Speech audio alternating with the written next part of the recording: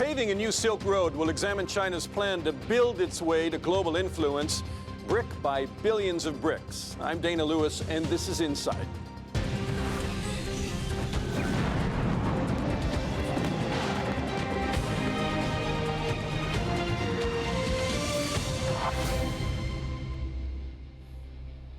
Welcome to Insight. The Belt and Road Initiative. It may not be the snappiest sounding title on the planet, but it could just change the world. From roads and railways to ports and power stations, it's China's multi-billion-dollar construction plan that aims to turn building projects into a new economy, and some say magnify China's foreign influence. The belt connects the land. Don't let the cute kids strumming guitars and singing fool you. Is during prosperity. Critics say China's Belt and Road show has some huge geopolitical and some say menacing implications. It's the pet project of President Xi Jinping and China's Communist Party. In welcoming 28 heads of state to Beijing for a coming-out party, they rolled out China's most ambitious foreign policy adventure ever. His sales pitch was essentially this: the world should reject protectionism, embrace globalization, and pull together. But what is Belt and Road? It's China's new multi-billion-dollar spending spree that it claims will kickstart a new era of trade and development, to build pipelines and bridges, and to create what China calls a modern Silk Road. Essentially repaving the old Silk Road, which was a network of trade routes linking the Han Dynasty of China to regions of the ancient world and commerce. And it involves China underwriting billions of dollars in infrastructure in countries linking it with Europe. China will spend $150 billion a year in 68 countries that have signed up to the scheme. At the forum, Britain said, "Great, we want in." Our ambition is for more trade, not less trade. And China clearly shares this ambition. President Putin appeared to welcome the scheme too. Why not, considering Moscow has barely enough money to keep Russia's aging and decaying infrastructure from falling apart? Turkey's President Erdogan jumped on board. I believe that this cooperation will be beneficial for everyone, and it will be successful as a model. What's it really all about? A lagging Chinese economy. By investing abroad, that would help absorb China's massive excess industrial capacity that the over-leveraged, state-managed Chinese economy can no longer sustain. In other words, those companies get state dollars to invest in and build big projects abroad. This initiative will cover 65% of the world population.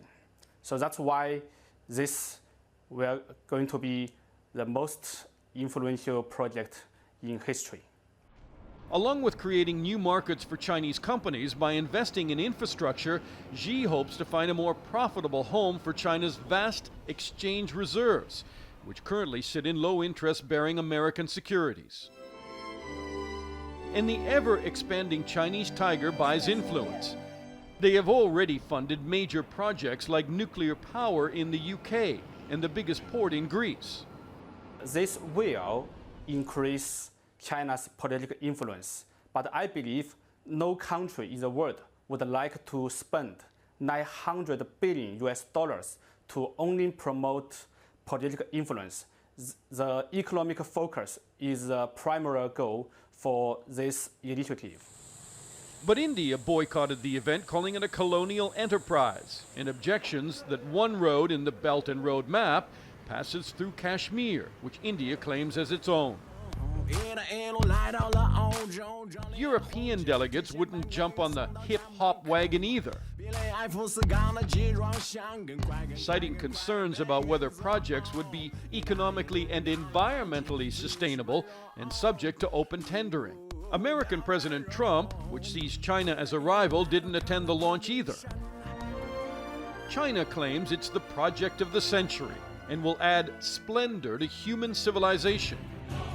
But there is so much skepticism and caution about China's new Silk Road, the Belt and Road show may have an early curtain call.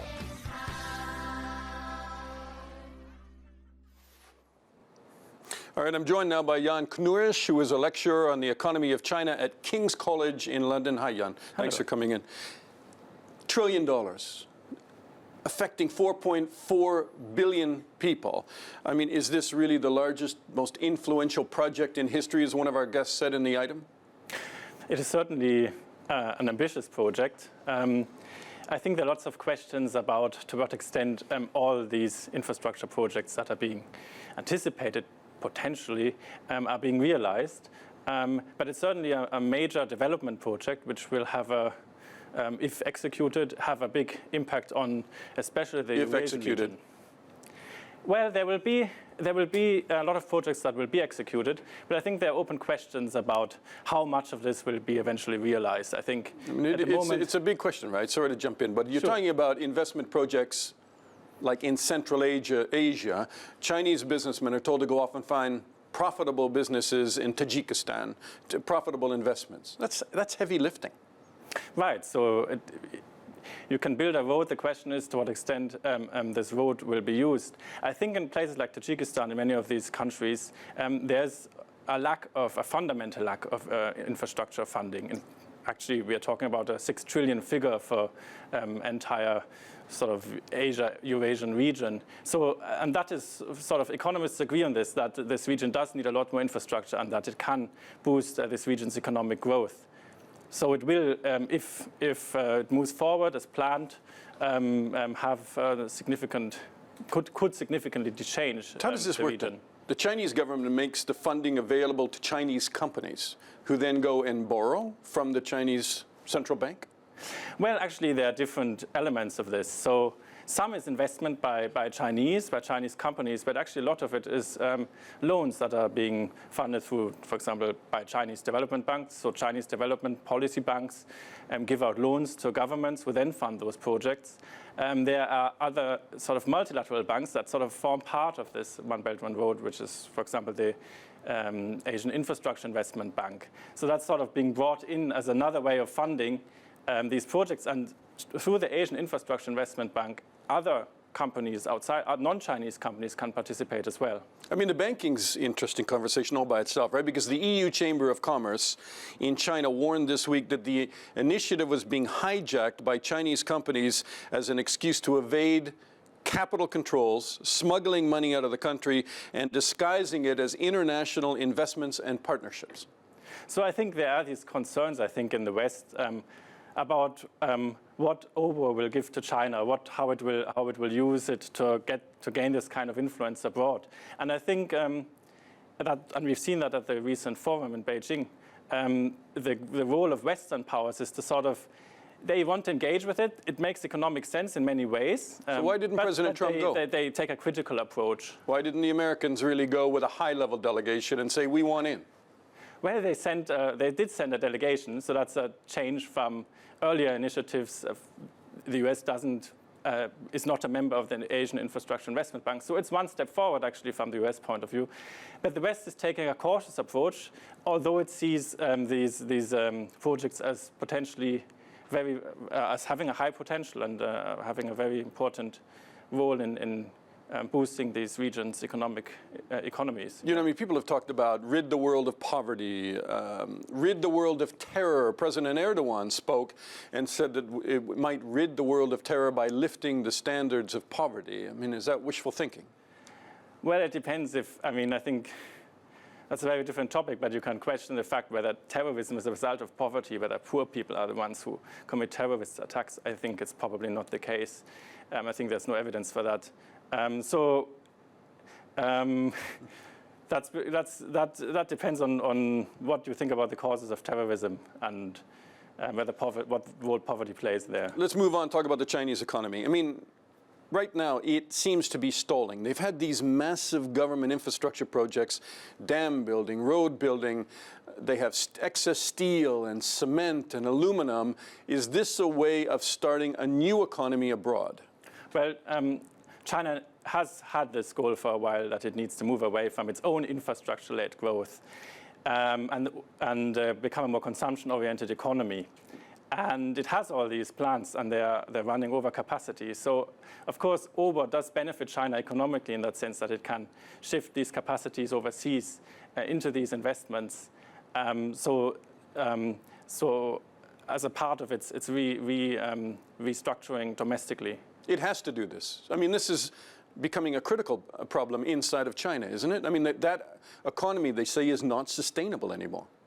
Yes, it is a critical problem, and China has had difficulties to fully follow through on this aim to become a consumption-oriented economy.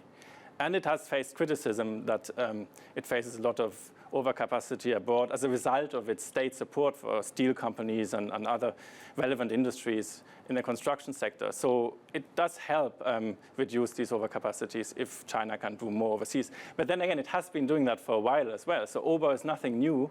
Really, there's a lot of, I mean, it just sort of implements a lot of things that China has been doing already. We should mention that as well. John, talk to me, if you don't mind, also about the EU. I mean, they were very cautious when this was being announced, and they said they won't back it unless there's, one, consideration not only for investment enterprise, but for the environment, and also for open tendering. I mean, that's the way governments do business in the West. You have to have tendering on projects. The Chinese just can't come in with a bag full of money and automatically get the project. Yeah, I mean, that will be probably the task of the EU, the US, to make sure that these infrastructure projects fulfill or meet the standards that we are used to from the past. And there is always a concern at the moment that that Chinese companies will not meet these standards. And but the way of sort of successfully moving these projects in this direction is to participate, to engage with the initiative. And I think that's why the EU has been doing Fears that. of control, though, aren't there? Because, I mean, some of these are national security projects, like a nuclear power plant. You just don't sign it over and have the Chinese run your power grid. Yeah, so you're talking about the Hinkley Point deal in the UK, for example. And there are unknowns there, yes, I'd say so. There are unknowns. Governments will have to put in sort of some safeguards, I guess, to make sure that these projects cannot be misused by China in some way or another. These concerns are always there, but same in the telecommunications industry. But the UK has been sort of proactive in setting up institutions to overcome these kinds of concerns. I mean, President Xi has been dramatic about this. He's drawn a parallel to Mao's Long March, which strikes a lot of chords of history and emotional history inside of China. What does he mean by that? Well, China always thinks long term. So, I mean, this One Belt, One Road project probably can be seen in that same long term kind of trajectory. And it will help probably, if successful, bring China forward, put China, if this sort of development takes off as a result in these countries. Do you think it's going to take off? I mean, that's the one question I haven't asked you, as you've kind of navigated all the way through these issues. The Chinese are pretty determined. I think it can. I wouldn't be over enthusiastic about it, but I think there's a case to be made that quite a bit of investment in infrastructure in these countries will have a positive impact. And I think these standards, however, should be upheld. So environmental standards, transparency, and so on. Jan Knursch, thanks for coming in. Great to talk to you. You're welcome. This is Insight. Coming up, from the new Silk Road to the old one, we'll examine China's imperial past.